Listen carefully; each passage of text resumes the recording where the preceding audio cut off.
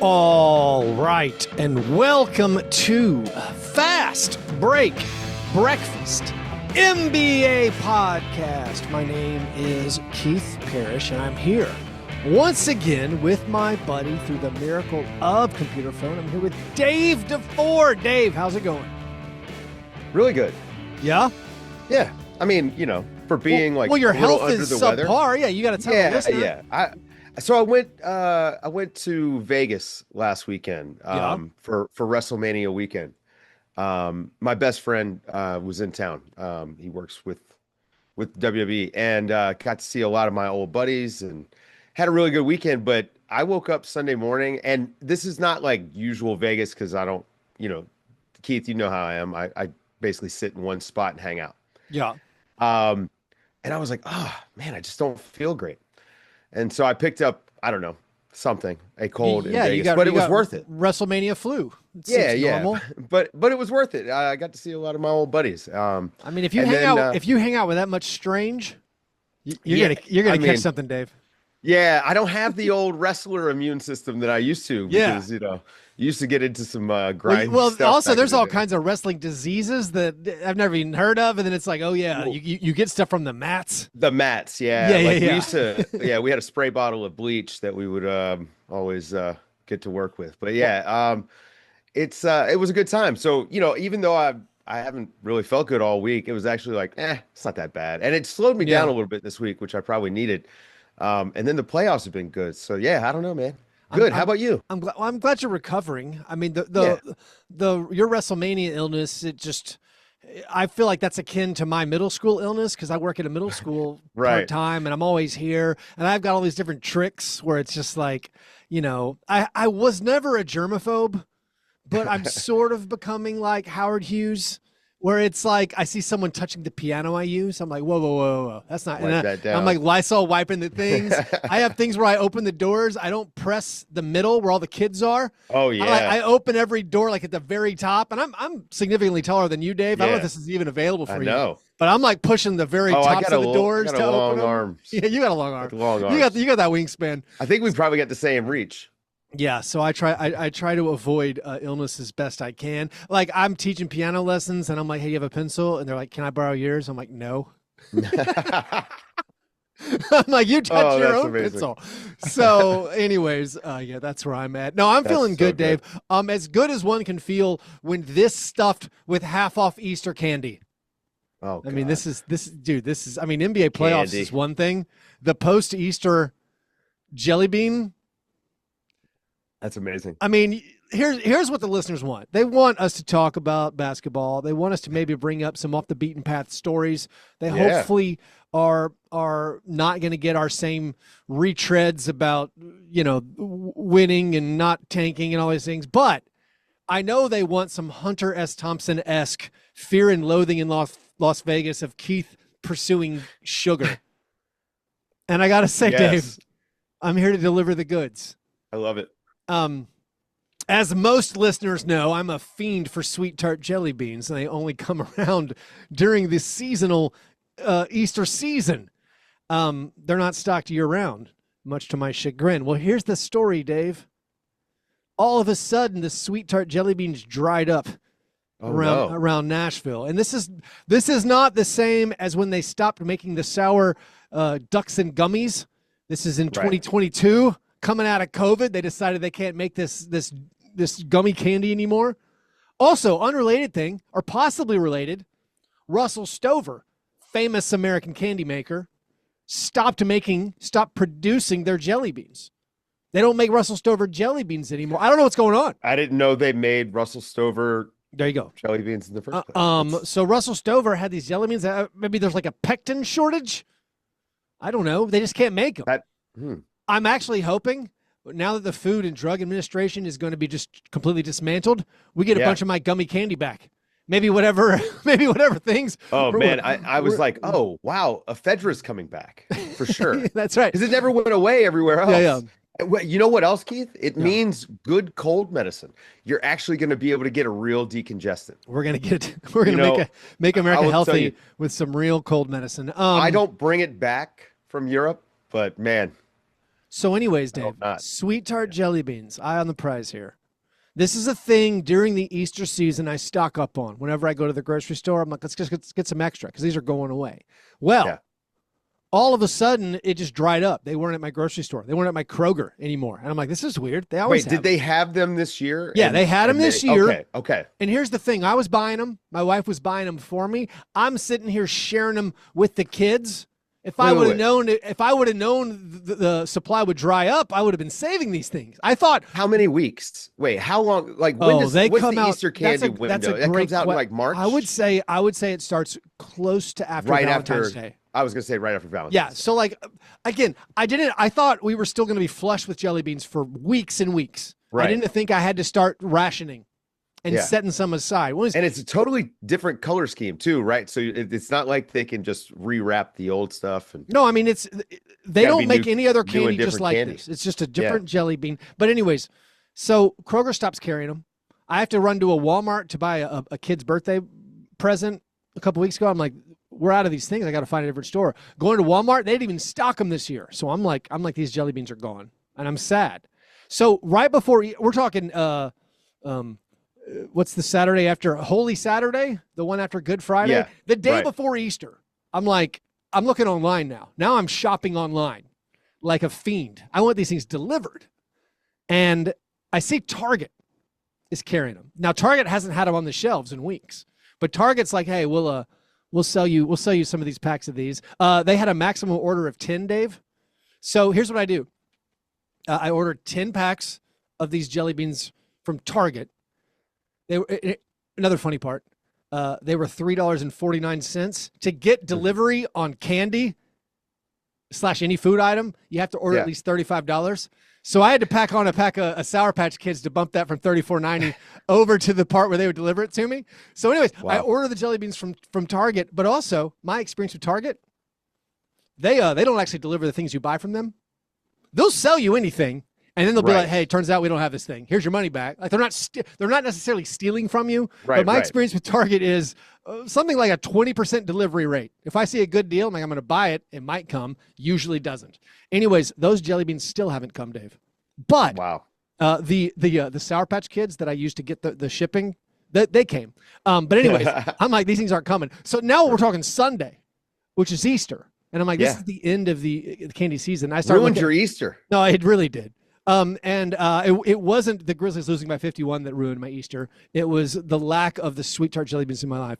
But I poked around on the internet. I'm talking late Sunday night, Easter, and they're telling me the Walgreens near my house has them. So, wait. Yeah. Is there like a forum? That's a great question. Is there? I'm trying to figure jelly out, bean Reddit? Like, probably. I wouldn't know where to start finding who had what jelly bean. You just Google sweet tart jelly beans, and you start looking. And it's like, and what the first few results are? It's like, go to Costco, go to Sam's Club, go to Walmart, and every time you click on it, it's like these don't exist. You can't get them. So I finally weighed my way down to a Walgreens, and they're like, oh yeah, we have some. You can order 8 and they'll be ready for pickup tomorrow morning. This Walgreens is like a mile from my house. And I created a Walgreens account. That's right. I created an online Walgreens account. I ordered the maximum 8 allowable. So again, I'm running up another $25 bill. Out of the Target thing, they haven't charged me yet because they're never going to ship. So that's good there. But I order the jelly beans. I wake up Monday morning. I work for a couple hours on a Grizzlies podcast. I'm on my way to work. I swing by the Walgreens, not expecting much. My experience is they're not going to fulfill this order because they don't actually have these jelly beans. Turns out Walgreens came through. They handed me a paper bag with $28 worth of candy, and it was awesome. So now, also they still had 3 packs on the shelves. So I got 11 packs of sweet tart jelly beans from Walgreens. You didn't leave any for the next guy. No, I'm the COVID. I'm the COVID hoarder. I took all the toilet paper. Wow. I took all the Lysol wipes. So are you stashing these for that's a great question. How long can I make this bag of jelly beans last? I have no idea how much candy you eat, Keith. Because this honestly sounds like you have a problem. Do you know what I mean? Think of the Lamar Odom stories you've heard and double it. Yeah. That's crazy. I don't know. So That anyways, is insane. I have a lot of jelly beans. I wasn't allowed to eat candy growing up, so I never So really I was, and I developed don't a know sweet if that tooth. was good or bad. You know, I there's some I of that didn't. thing where it's like, oh, I wasn't allowed to play video games as a kid, so now I'm just gorging on video games. Yeah. You know, there's some of this I wasn't allowed to eat candy, so there's some of it where I'm not used to it, so I don't care. I was Right. allowed to eat candy. Now I'm crazy for it. I just think I might have a physical gift. Oh yeah, for sure. Okay. I mean, just My consumption levels however don't make you're- me feel bad. Yeah, you ever check your blood sugar? Yeah, the doctors say I'm fine. Yeah. Doctors say you're a medical marvel. I wonder what it looks like after I you have better blood pressure than Trump. Okay. Oh, I have Oh. 6'4", 220. No. Yeah. Those are actually. We can move past. So let's call that breakfast. Yeah. After breakfast, Dave. After Well, my sweet everybody tart already knows what jelly I bean did anyway. breakfast. Let's move to some breakfast in bed apologies because I do have some big apologies. Ooh. Based on last week's show. So our breakfast in bed apologies. It's our chance to make right what we got wrong on a previous episode. Frequently the first time we talk about the NBA. Okay, I did in fact get centelled on last week's episode. You know, the Divac thing. We figured it out. I literally thought when we started recording the Kings were going to hire Vlade Divac. They did not. They hired Scott Perry. Which is just as crazy. Well, they spent Honestly. a full 30 minutes in their GM search. Also, by the way, the Pelicans. So they fired their GM and they spent a full 30 minutes hiring Joe Dumars. Okay. Also bringing back That's Troy weird. Weaver. I'm lost, man. Well, I mean, Dumars is from Louisiana. I know. And he's been in the league a long time, and that's how things get done. Yeah. So also the Pistons, very notably this week, won a playoff game. They beat the Knicks. It's the first time they've won a playoff game. Get this. This is an example for how long it's been. It's the first time they won a playoff game since Fastbreak Breakfast has been a podcast. That's forever. That's amazing. It's forever. Oh, no, that's fun. That's actually fun. No. So the Pistons hadn't won a playoff game since 2008 because of Joe Dumars and Troy Weaver. Right. I mean, and the Wizards. I mean, like the Wizards had sidelined him, right? I don't know the actual inner workings of the Wizards front office. I mean, but they hadn't before. I think he'd been sidelined. Yeah. But anyways, now the Pelicans, they found their guy. Honestly, we should commend the Atlanta Hawks on not like hiring Elton Brand after 30 minutes. Although they did promote from within, so they also fulfilled their position. Yeah. I mean, what's it like if you're an awesome GM out there? If you're Bob Myers and you want one of these jobs, I mean, is the Suns the rumor? Yeah. But still, let's say you're a hot GM candidate. I mean, physically hot, not talented. I mean, yeah. Is Bob Myers a great GM? I don't know. Hard to say. Right. He had Steph Curry. You know what I mean? That's I'm just the other saying, thing. imagine you wanted one of these jobs, you get the Shams notification that a job has opened up, and then it's filled within like an hour. You're like, how is this? Well, how do I get a job here? This is how coaches often work. Yeah. I mean, you know, when the Bucks fired Darvin Ham, you know what I mean? Well, there's also something to be said that you don't necessarily maybe want to fire an executive if you don't have a good idea how you're going to get what you think is a better option. Right. So the Bucks I'm just sensitive did to I that. think, yeah. Right. They just extended John Horst, and I think everyone expected that to be done. But I mean, isn't there something to be said about leaving no stone unturned? Trying to find the best possible talent. Yeah, you think? Anyways, apologies for getting ball sacked and thinking that maybe Divac was going to be the Kings GM. I don't know. GMs, I think it's not. I don't want to say overrated. I do just think like the job is different than what most people think it is. And when you look at the teams that are solid, right? Yeah, it's all about those base hits that just turn into triples, right? It's not really the home runs. Well, it's also all about. Sometimes it's not about winning basketball games. I feel like we pretend it is. Yeah. But it's like, did John Horst get an extension because he turned Kyle Middleton into Kyle Kuzma? I mean, Chris Middleton into Kyle Kuzma? Middleton. Like, you're telling me that's a good deal to win basketball games? Did he get the extension because this team is toast? No, because he fell on the sword. And he's like, I will get us under the proper apron. Yep. And I'll give up a proven playoff guy, even if he was, getting up there in years. You got off his money to bring in Kyle Kuzma. Kyle Kuzma with the Tony Snell Memorial, 25 minutes and nothing in game one. He had a better game too, but 25, was it 22? No, 22 minutes of nothing. 22 minutes, nothing. No stats. That's the most minutes any starter in the playoffs has ever played without accumulating a single stat. And again, they traded Chris Middleton to get him. Oh, also who had a great rest of his season. He's fine. Like he made the Wizards win. I believe Chris Middleton had a career high in effective field goal percentage this year.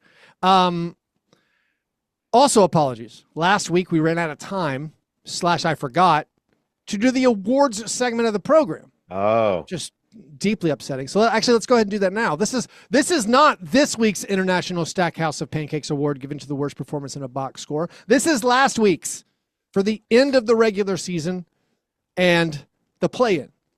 So, Dave, for last week, we have a few nominees.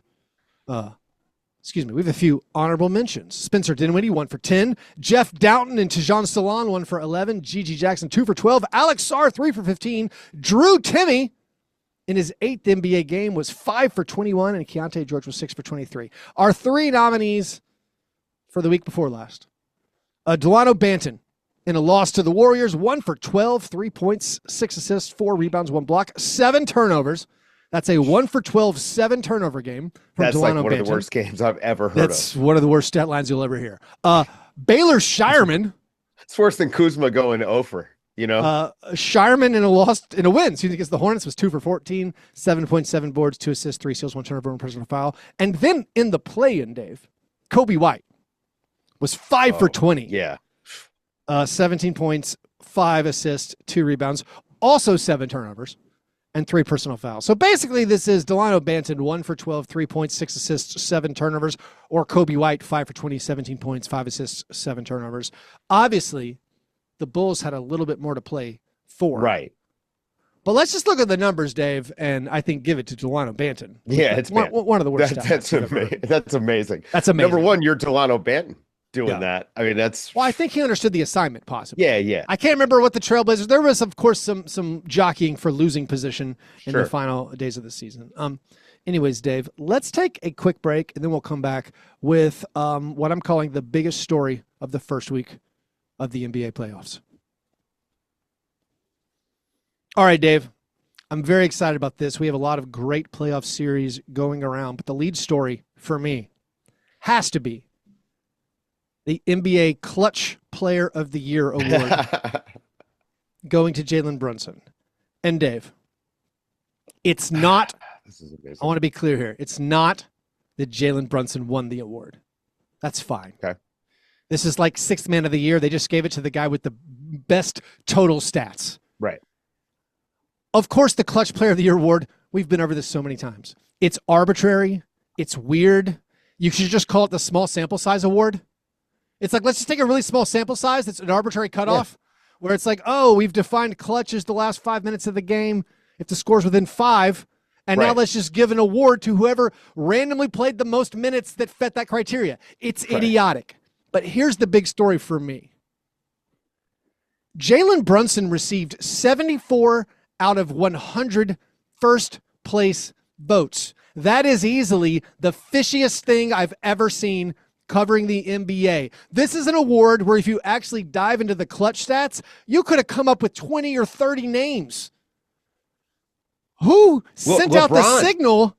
Who sent out the signal to say, hey guys, Jalen Brunson should appear as first or second on 94 out of 100 ballots? That doesn't make any sense. This is like groupthink, but how do we get groupthink for the Clutch Player of the Year award? That doesn't make any sense. I didn't look at the vote totals. I'm having trouble coming up with a motivation for this very strange thing. Like, why would this happen? So what are the clutch stats like?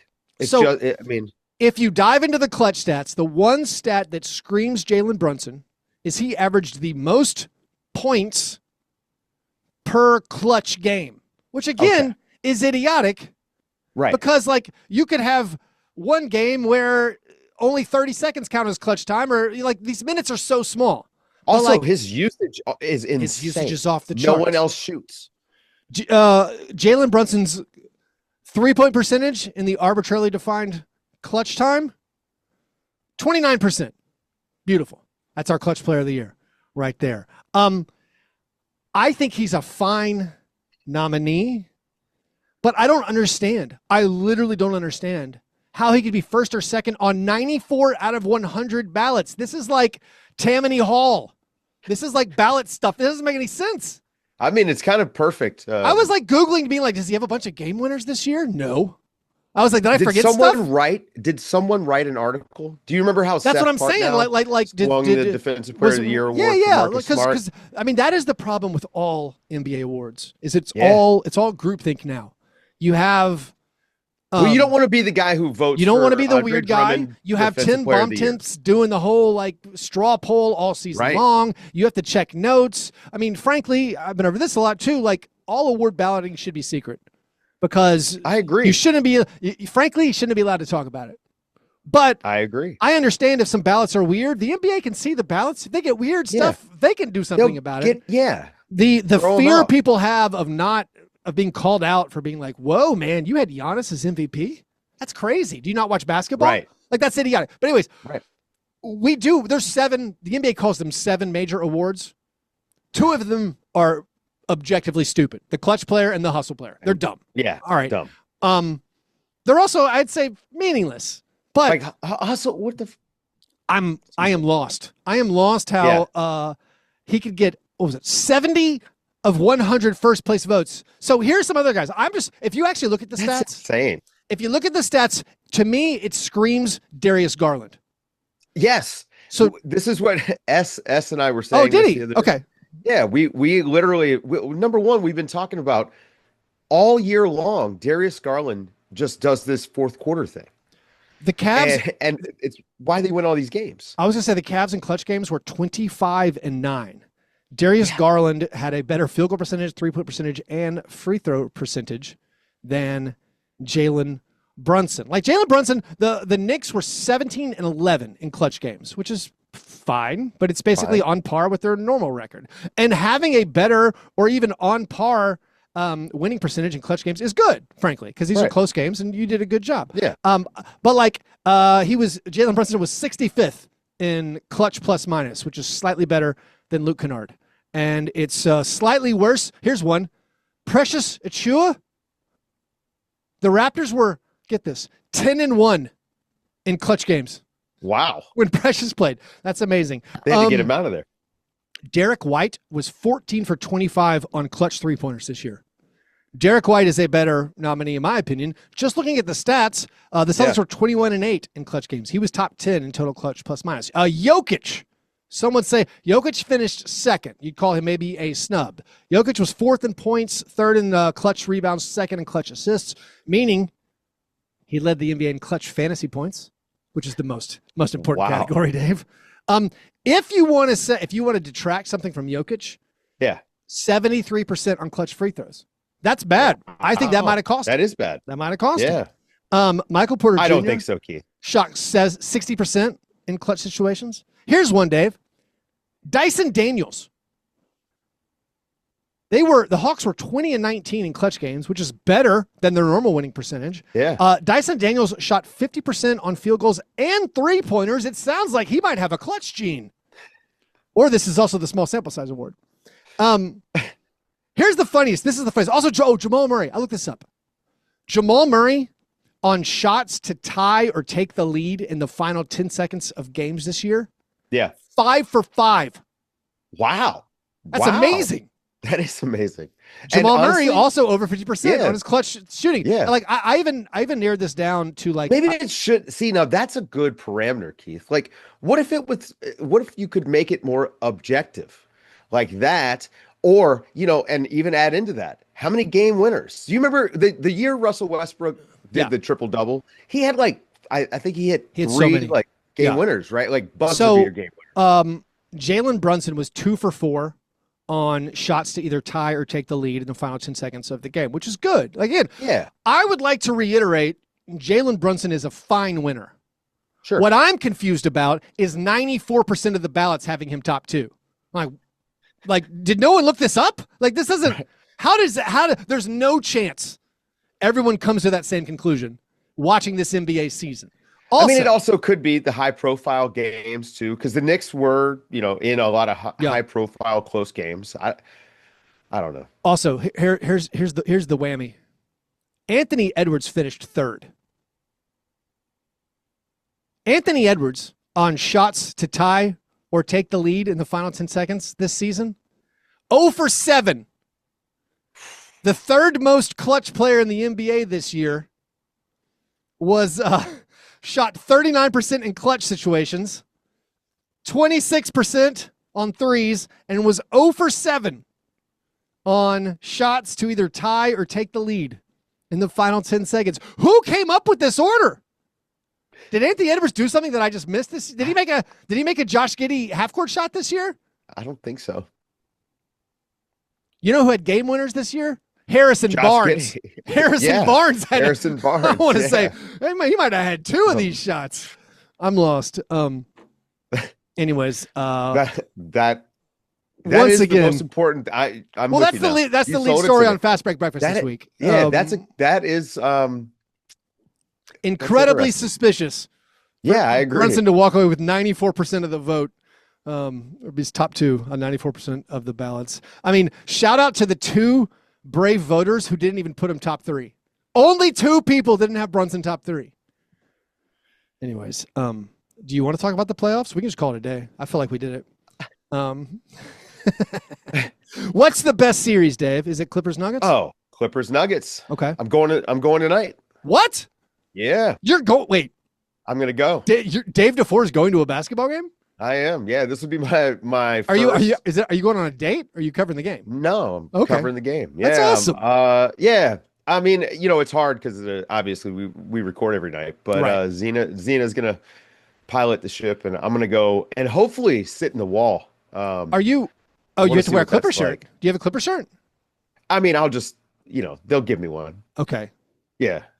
Are you going to the game because it's blacked out for you and it's only on NBA TV? No, I'm not. No, actually, honestly, look, when we got this series, I was really pumped about it. And the first 2 games have been awesome. And I don't know, man, I do actually like basketball. So, I want to go and be there. I know you like basketball, but I just know you don't normally I don't really like the crowds. Yeah. Also, it's loud, but I haven't been to Intuit Dome, and I hear it's actually a pretty fun place to watch a basketball game. So I'm gonna go check it out. And with the first 2, like the way the first 2 games have been, unbelievable. Oh my God, man! I'm expecting this to be one of the best games that I've ever been to in person. I mean, that's setting a pretty high NBA games. I mean, what Kawhi did last game was just one of the most glorious things. I love Kawhi Leonard. And I, of course, have been a huge Jokic stan for forever. And normally the Nuggets are like my number 2 team behind the Grizzlies. But I find myself wanting the Clippers to win because I want Kawhi to win. I want the legend of Kawhi to continue to grow. I said it last episode, if I could have one wish granted for this playoffs, it would be that Kawhi Leonard plays every game. And Kawhi looks like one of the best players in the league. He looks like the MVP. I mean, if you took a vote after the first 2 playoff games, I mean, it wouldn't be Shea. The Grizzlies have shut Shea down. Everybody get the word out. He's shooting 33%, only averaging 20 points. The Grizzlies are shutting down Shea. Sure, they've been outscored by 70. Kawhi, Kawhi has been amazing. Yeah. It's the aesthetic too, right? Yeah. It's the game that we grew up with. Maybe that's some of it. It looks like Michael Jordan. I mean, it really does. It's like a modern Michael Jordan. He hits the 3. He obviously, I mean, like he hit the big turnaround over Aaron Gordon. That sealed the game, right? The turnaround jumper. I don't know, man. It's also, awesome. if he's gonna make 75% of his jumpers. Oh yeah, it's unreal. Impossible. So both of those games were so good. I mean, I think 1-1 you'd say is a fair result after 2 games. Both teams feel like they kind of let a game get away. It would seemingly be unjust, I think, if one team was up 2-0 right now. But of course, now that is big game 3, going back. It's everything we hoped for. I mean, I think most people thought these are 2 of the best teams playing right now. It's weird that they face off in the first round. Yeah, an incredible series. What's the second best series? Because we do have. I mean, we are lucky. Oh yeah, There this has are been a bunch. good playoff. I mean, I would say Lakers Timberwolves. I mean, we knew Lakers Timberwolves, and I think is that you're making a face. It's been back and forth. It's been back and forth. I want to see. I want to see it be more competitive. Warriors Rockets is compelling. Even like Jimmy Butler getting hurt. That game, the Warriors never let go of the rope. Like, what I does still your felt like they had- Zapruder film study of the Jimmy Butler injury tell you? I'm having trouble drawing conclusions. What do you mean? I mean, like Draymond's getting blame from Rockets fan for pushing Amin. There's the one angle where it looks like Amin just on his own decides to undercut Jimmy Butler. I'm having trouble deciding How about the refs? exactly when. How about the refs? Why we're blaming the refs? Yeah, why not? I mean, listen. I think that I love physicality. Obviously, like I think that the NBA really is a little soft, but it's different than it's not a contact sport. Yeah. It can be physical. Like, I don't mind these guys grabbing and holding a little bit and, but once you get to shoving, right, that's the problem is I think the refs let this series get to shoving and you have stuff like this where the bodies are flying all over the place while guys are jumping. Like, you can't have that. This is why I'm against flopping because the flopping, it's dangerous. You can't have guys sliding around on the floor while people are jumping. Like, it just is inherently dangerous. So, to me, it's you gotta turn it down a notch with the contact, like not the physicality. So, but it's just hard basketball stuff like that happens, right? Like I don't think nobody's at fault. Jimmy Butler's at fault because he jumped in the air. I don't. You know what I mean? Like I hear just what you're saying. Doing stuff. I know the Rockets push it up to the limit and over the limit with fouling, much like Draymond has his entire career. Sure. So it's going to be a tough situation. This specific instance, I don't know. Dave, that series has been fun. So far, my series prediction is exact. I said Rockets lose game 1 close, win game 2 big. The prophecy, I said Warriors would roll in game 3. So let's see if it continues. Let's see if it continues that way. I mean, that series, you had the game 1 where Fred VanVleet and Jalen Green, 34 combined field goal attempts to produce 17 points. Just an abomination. Just hideous basketball. We will, I guess, hear more about that in the official awards segment of the program coming up later. What about Knicks Pistons? I mean, that one's tied up. Oh, yeah. That's been very interesting. Big Tobias Harris series. It's been a big Tobias Harris season for you, Dave. Yeah, I mean, who could have seen that coming? A lot of Tobias Harris victory laps from you. Also, I mean, Tobias guarding Karl Anthony Towns has been pretty interesting too. I don't know. I think the boring series, it's not even boring, right? Like Cavs Heat, that game 2 was an interesting game to watch. I liked seeing how the Cavs responded to the the way that the Heat come out and play. Boston now, this not for this series, but things are very interesting for Boston now because Jason Tatum is hurt. A bone contusion in your wrist does not seem like something that's fun to have. So what was Mazzulla's quote about Porzingis bleeding? He's just like, I love watching Porzingis bleed. I liked seeing his blood on the floor or something. I think it's important. Yeah, Mazzulla, I thought we were gonna do best and worst. And what's your best? What's your best? Well, my best is Mazzulla. Steak and eggs, best thing from Dave here. That's right. What is it? Because I love when Jason Tatum got hurt, he wouldn't let the training staff go out, and he starts yelling, "Get up!" He has become this character, right? And between that, the Porzingis quote, man, he is like really leaning into the I missed that about him yelling at Jason Tatum to get up. Yeah, Dave. I saw this in 7-year-old girls soccer last Saturday. So the other team, some girl gets like hurt and goes down, and like cries out. And I'll tell you, Dave, as a parent, you hear kids cry a lot, and you're like, that kid's fine. You know, I don't know if every person has that. Like maybe maybe everyone has that. I've been around a bunch of kids. I know I know what parents. it's If like. you're around kids a lot, you're like, that Yeah. kid's fine. And this was like the immediate cry was like, oh, that kid sounds hurt. You know, like Right. that kid's cry was not the normal cry. And we're talking about like I would describe this league as non-competitive. I mean, like Okay. our team's good. We actually were Well, playing there's another how old? seven, first Yeah. and second graders. Then This is then not, but doesn't this is matter. not like a travel thing where like these kids Sure. practice multiple times. This is Right, like right. it's an open, non-competitive, non-tryout league, and the coach of the other team said, "Stop crying, get up." And this is first and second grade girls, and like this girl's crying to the point where our girls are like, "This girl sounds hurt," you know, and like there literally was like a sports medicine person nearby. You know, who had like that? I knew this because they had the bag, you know, like the strap in the bag, and like this, like I don't know if they were actually officially working or just a parent or something. Sure. Like comes over and is like, "Oh, this girl's hurt," you know, like, and we were sitting there like, I can't believe that coach was like, "Stop crying, get up." I'm like, this is 7-year-olds.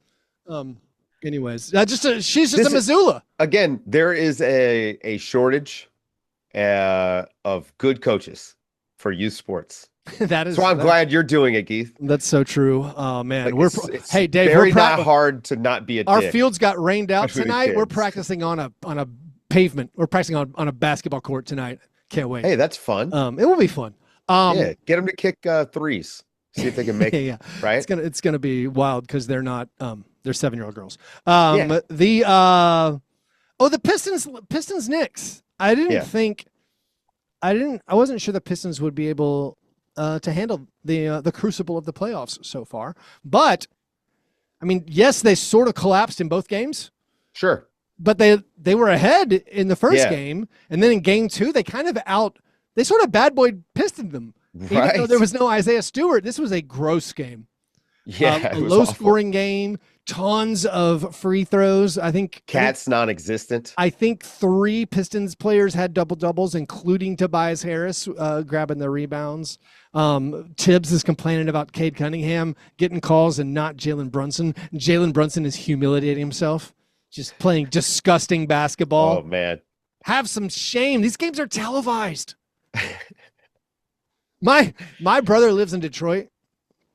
I put this on social media, and it struck a nerve. Ooh. This resonated with the people. My brother lives in Detroit. He watches the NBA, but not like hardcore or anything. You know, he's a casual NBA fan. Sure. He's cheering for the Pistons. He lives in Detroit. He texted me after that game. He's like, my one goal for basketball in the rest of my life is I aspire to never watch Jalen Brunson play basketball again. Like that's a casual fan disgusted by the product. Good job, everybody. It's funny. Good job, that everybody. People talk about Shea. Yeah. Doing that so much more than Jalen Brunson. Right. Yeah. What do you expect for the rest of the series? I mean, do you think the Pistons went into Madison Square Garden and they got a split and they were ahead in the one loss in the fourth quarter. This has not been like a situation where the Knicks look clearly better. I mean, I think like they just got to get Karl Anthony Towns going. Yeah. And if they can do that, then they just have more talent. What happened to OG Anunoby? Like, you know, he had all those games where he was scoring like, you know, 25, 30 a game while Brunson was out, and now he can't do anything. Yeah. You know, Jalen Brunson, what is it? He led the league in unassisted made twos and unassisted made threes, I think. He's also the clutch player of the year. Right. I mean, it's just what is their offense? It's just they don't get an easy bucket unless it's in transition. It's just, I don't know. This is why, look, I was worried about, well, not worried, you know, but I was saying, hey, I think the Pistons match up okay with the Knicks, despite the fact that the Knicks have way more talent. Yeah. I just thought, hey, they've got enough veterans on the Pistons. They've got enough youth, right? Like there's athleticism there. I just felt like, ooh, this is tricky, especially because of the way that the Pistons play defense. I didn't expect the Knicks to not be able to score. Yeah. You know, that was supposed to be their thing. Yeah. So that game 3 is tonight on Thursday night. You mentioned the Knicks aren't getting out in transition and getting easy baskets. Have you seen the fast break points in the Grizzlies Thunder series? Total fast break points through 2 games. I've seen the total points, Keith. Well, the total points is plenty. Yeah. The Grizzlies have been held under 100 points in both games. They had only 1 game in the regular season where they scored under 100. But right now, through 2 games, the Thunder on fast break points is 48-8. The Grizzlies don't have a fast break point in the first half yet of either game. It's hard to watch. And also, by the way, Dave, TNT chose to broadcast that game tonight and not Nuggets Clippers. What went into that decision? You know what, man? The Thunder do numbers. I know that. Okay. I know that personally. Keith, like if you throw Thunder, that we're talking about the Thunder in the title on YouTube, it'll do numbers. Okay. And I think that that's a large part of it. Yeah. And honestly, look, I don't want to be like the league guy who's like, well, if you put on your marketing hat, but the truth is, man, like the Thunder are going to be good for a while. Yeah. And you probably want to try to do the thing that you did with the Warriors, right? Like build them up as one of your national, sort of teams instead of just in Oklahoma City where they have a limited reach. So I think that there's that. Now, that's dumb because what you want is the good basketball games. But also, why do we have to do it where they're competing with each other, where the 2 games are on at once? Like it is 2025. I mean, I understand early in the playoffs you're going to have the way they do it. You're going to have nights with 3. But it does feel like they could stagger these out a little bit. Like why? Yeah. I don't know. It was weird to me as a Grizzlies fan because both the Thunder and the Grizzlies are in Central Time, of course. Right. And the Grizzlies, for their first playoff game at home, have to host a 8:30 local time tip. And it's like, you could have just done a normal tip and played, Kawhi versus Jokic on national TV and just had us. I know it's not, you say, we're the NBA TV game, but it's like, it is what it is. It's a 1 versus 8. It's 1 versus 8. 1 versus 8 used to go on NBA TV every year, also, right? Dave, this is one thing. Maybe I'm too sensitive as a Grizzlies podcaster. Can the national media, while discussing this blowout of a series and the Grizzlies, at least acknowledge that the Grizzlies had the same record as the Bucks and Warriors? Right. They're like, we should limit the playoffs to the top 7. You're like, this is why play-in teams shouldn't be in there. They had the same record as the Bucks. They would have been 5th in the East. They would have been even higher because they would have played an Eastern Conference schedule. Well, Keith, it's an easy way to in a lot of ways it discounts the Thunder. Yeah. To say that, right? Because you're saying, the Thunder. Of course, the Grizzlies are bad. So good.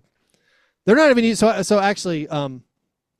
Here's a question. Let's go ahead and let's jump ahead to the a listener submitted question. It's about the Thunder. I just sounded like a Thunder defender there, by the way. Thunder defender. That's your wrestling name, Dave. Anyways, this is the croissant questioner.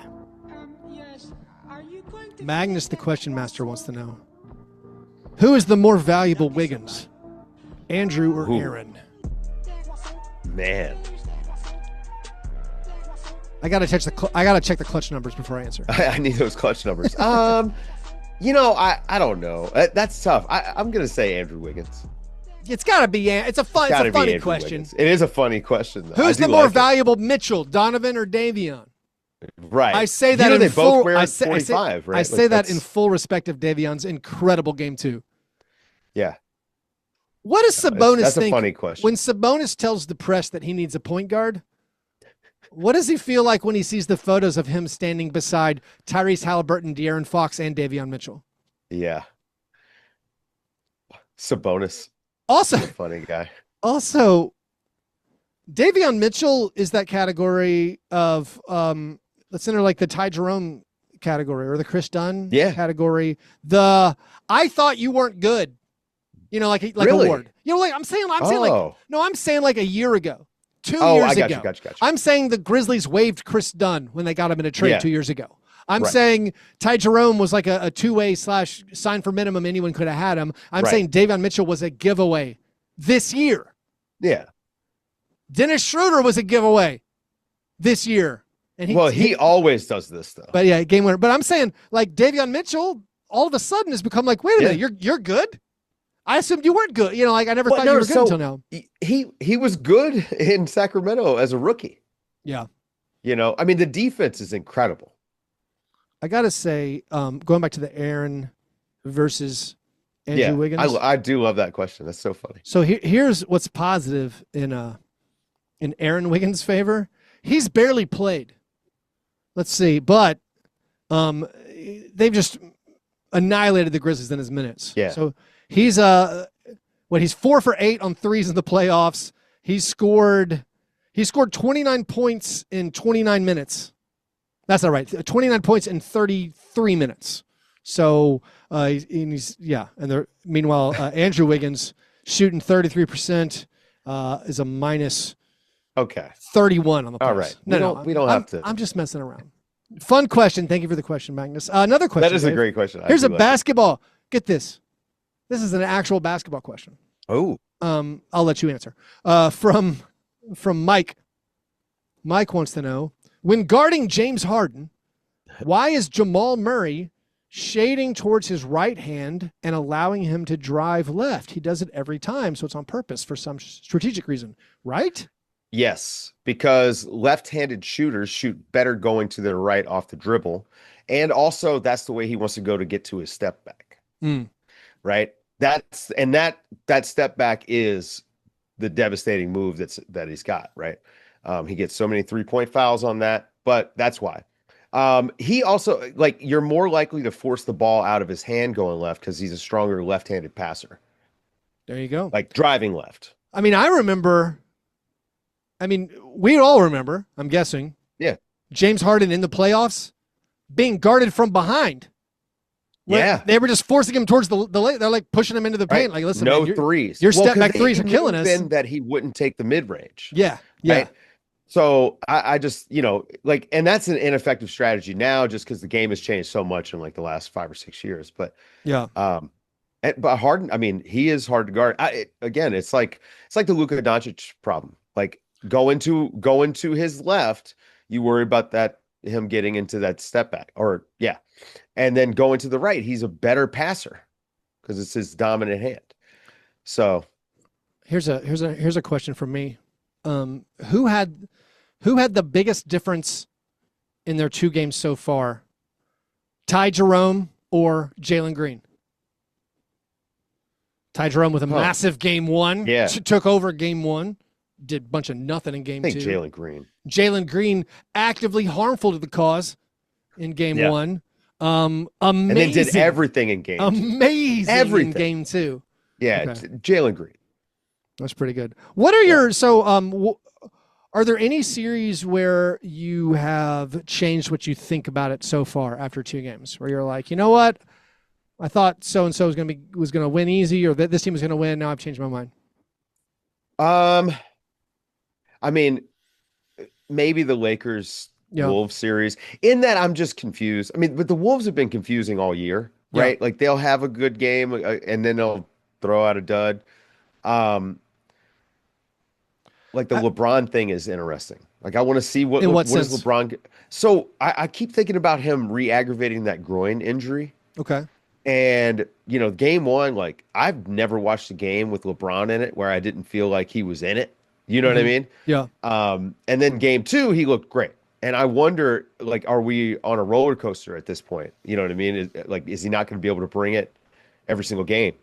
And again, this is 2 games, and one of them he had 19 points, but it just was not a lot of impact in my opinion. But no, not really. I mean, not really, Keith. I haven't changed my mind on anything. I also, how I am about it. I try not to be set in what I think, right? I want to watch it and see. Well, I think my memory of last week's episode, we both were like Timberwolves Lakers that goes 7. I think we both picked Lakers 7, and it's we thought Clippers Nuggets. I think I think Clippers going to win, but maybe 7. Right. The other, Warriors Rockets. We thought Warriors maybe 6 or 7. I still feel all right, that seems reasonable. JJ Redick did pull the one lever that he had to him, which is I'm just not gonna play Jackson Hayes. Yeah, he played Austin Reeves, Luka, LeBron It's going to be Vanderbilt next. and Dorian Finney-Smith, like they're playing 40 minutes, 40 plus minutes, and it's like all of a sudden, and also the Timberwolves weren't making 3-pointers. Right. And maybe some of that was Lakers' adjustment. Maybe some of that's just the shots weren't going in. Nas Reed got into foul trouble, man. Four fouls and I think DiVincenzo also had 4 early fouls. What about? I'm sorry. So I think about the Lakers hunting Gobert. Yeah. And then I think about gosh. Darius Garland's quote after game 2. Yeah. Where he flat out he was asked, "What do y'all like? I can't remember if it was what's the game plan? What's the game plan?" Yeah. And he just said, first thing, go at Tyler Hero. Yeah. The one bad defender. And Hero had, he had 34 points. Yeah. But that's the thing, Yeah. Keith. Like, it's funny for him to pull the curtain back, but you say that before a game. Going after Rudy Gobert is smart. Yeah. Like, he is not Tyler Hero. Yeah. The numbers on that, Keith, it was LeBron and Luka were like 1 for 8 going at Gobert. Yeah. I'm trying to figure out if have we ignored. Oh, I guess we've ignored Pacers Bucks. So Damian Lillard returned. Yeah. Obviously Pacers rusty. Pacers there seems to be a lot of ill will in that series, but those two teams. Now back to the Bucks to be able to bounce back. Giannis, what more can he do? I don't know. The Bucks are. It is a bummer, man, because like Giannis is so good, we're gonna. Unfortunately, it looks like we're heading. I wish Giannis was on Jokic's team, or I wish Kawhi was on Jokic's team. That was my biggest takeaway from game 2. I was like, man, I wish Kawhi and Jokic were together. Anyways, let's just say if you want your question answered on air, you got to be a Patreon supporter, patreon.com/Fastbreak Breakfast. Thanks to Magnus and Mike for the questions. Thanks to the 50-something people who signed up to play in the Stone Cold Locks Playoff Challenge. That is, I guess I'll post everyone's picks for the first round over in the Slack pretty soon. So if your question answered on air, you want to join the listener Slack channel, that's patreon.com/Fastbreak Breakfast. All right, Dave, now it's time for the awards segment of the program, the International Stackhouse of Pancakes Award for the playoffs. So far, we have a few honorable mentions. Tim Hardaway Jr., 0 for 8. Scottie Pippen Jr., 1 for 9. Kentavious Caldwell-Pope, 1 for 9. And Russell Westbrook, 5 for 17. Our 3 nominees, Jaren Jackson Jr. in Game 1, 2 for 13, 4 points, 3 rebounds, 2 assists, 1 steal, 3 turnovers, 1 personal foul. The Jalen Green Game 1, 3 for 15, 7 points, 8 boards, 2 assists, 1 turnover, 1 personal foul. And then the Fred VanVleet Game 1, 4 for 19, 10 points, 7 assists, 1 steal, 2 turnovers, 2 personal fouls. So, Jaren, 2 for 13, 4 points. Jalen Green, 3 for 15, 7 points. Fred VanVleet, 4 for 19, 10 points. This is a tough one. It is a tough one. It all seemed, those are all, in my mind, roughly equivalent. Where it's like a 2 for 13, that kind of equals a 4 for 19. Yeah. I don't know, man. Like Van Vliet and Jalen Green, can they share the award? You know what I mean? Yes. Done. Yeah. Let's do it. Jaren Jackson Jr. off the hook, which is an absolute nothing game. What is going on there, Keith? Saved for the lack of volume. At least Jaren bounced back in Game 2, had 26 points, started hitting his floaters, although he did still, I think, missed like his first 3 shots of the game, and then got in foul trouble early on. That team, man. So the one thing I'm watching for, 2 things I'm watching for Grizzlies Thunder on Thursday night. Will the Grizzlies try? Because there were many moments in both Games 1 and Games 2 where you're like, hey, you realize it doesn't look like you're really trying that hard. Like, I know Isaiah, especially in comparison to the Thunder. Yeah, well, I know Isaiah Joe's a pretty good player, but he's not like Tony Allen, and he looks like Tony Allen going against you guys. Like he's chasing down everything, he's stealing the ball from you. Like they're moving at light speed, and you guys are just chilling out. The next is wondering, can Zach Edey match Xavier Tillman's point per game total from the Grizzlies' last playoff series when Xavier Tillman was the starting center? Right now, Xavier Tillman has a big head start. He averaged 8.7. Right now, Zach Edey's at 4. So Let's see. Also, John Conchar. This came to my attention. He is the lowest scoring player, arguably, in the history of the postseason. He's played 143 postseason minutes in 16 appearances. He has 15 points. 9 of them came in one game. There's no one's comparable. No one's comparable. Are you okay, Keith? No, I have too many other useless Grizzlies stats. I think we end it right there. I'm up against it with my clock where I have to duck out. What are we looking forward to? So I guess we can wrap up on what for you are you most excited besides maybe Clippers Nuggets in the next couple of days? Which one of these series are you most excited to see where it goes? I mean, Lakers Wolves. It's because it's fascinating, right? And I'll say Warriors Rockets too. I really enjoy watching Steph Curry play, so would like to continue to see that. So I'm curious, like how they're gonna work, especially if Jimmy Butler has to miss a game, which I actually, unless there is something broken, I do not think that guy is gonna miss a game. So we've obviously seen a hampered Jimmy Butler in the playoffs before, and he's run into injury issues where like kind of the injuries are what slowed him down. If the Warriors don't have Jimmy Butler, then they are worse than the Grizzlies. I mean, remember, then that's like a 500 basketball team.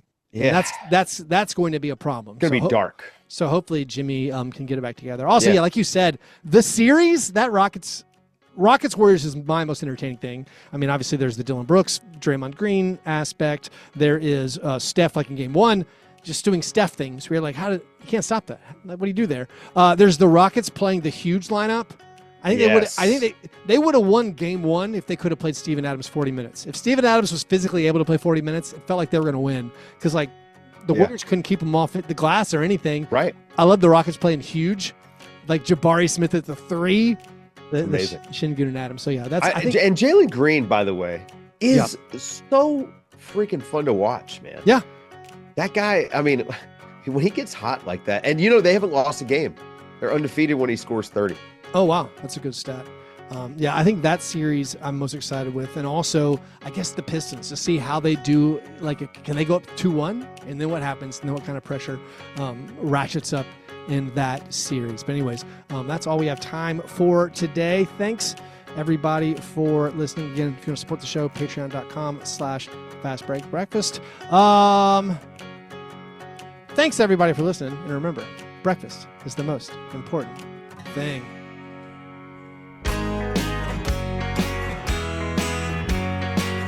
Yeah, never apologize for being G&G. Fastbreak break, man. You understand?